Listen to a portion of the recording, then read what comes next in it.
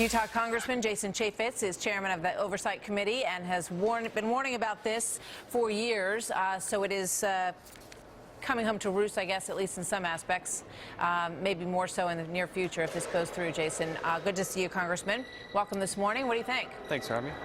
Well, Paul Ryan's absolutely right. We need to know who we're going to put into the neighborhoods in the United States of America. Is that asking too much? It was the FBI director who said last month that they have got to be able to vet these people, and if we have no paperwork, no ability to check databases, then maybe we shouldn't be bringing them into the United States of America. I think that's terribly reasonable.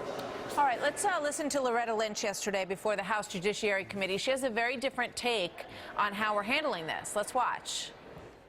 We do have the benefit of having that significant and robust screening process in place, a process that Europe has not been able to set up, which renders them much more vulnerable.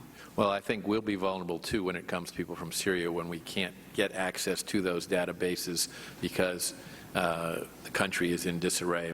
We're told that governors are asking for information on the vetting that's been done before people come to their state, and they're basically being told, no, sorry, we can't really share that with you. Yeah, you have the majority of the governors saying, don't let this happen in our state. I am very curious to see what the administration thinks is thorough vetting and thorough interviews. Generally, these happen in maybe less than a half an hour or types of discussions. They may say, well, they've been in a refugee camp. That's not enough to do some serious vetting of these people. And so, no, it's not good enough. Yeah. You know, in terms of the big picture, which Paul Ryan was alluding to, you know, this is the refugee crisis is just sort of the tip of this particular line of what we've been seeing, because we know why there are refugees, and it's because they've been chased out of their villages and hunted down and bombed by Assad in Syria, and that situation has been allowed to go on and on and on, and now they're leaving their country, and who can blame them? In most cases, they are innocent civilians in Syria. So what can Congress do at this point? You know, there's a lot of sort of complaining about the president, but what can Congress do? Well, the Congress said we're not going to bring people from Gitmo, for instance, to the United States. So what does the president do? He allows and puts people back onto the battlefield.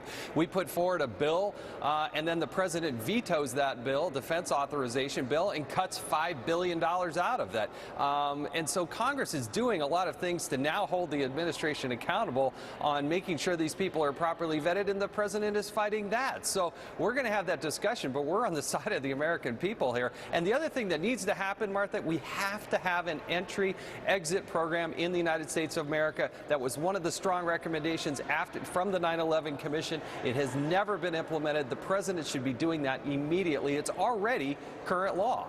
Yeah. What did you make of the president's comments when he said that, you know, it's that kind of rhetoric that makes people think that America is at war with Islam and that that's a great recruiting tool for ISIS?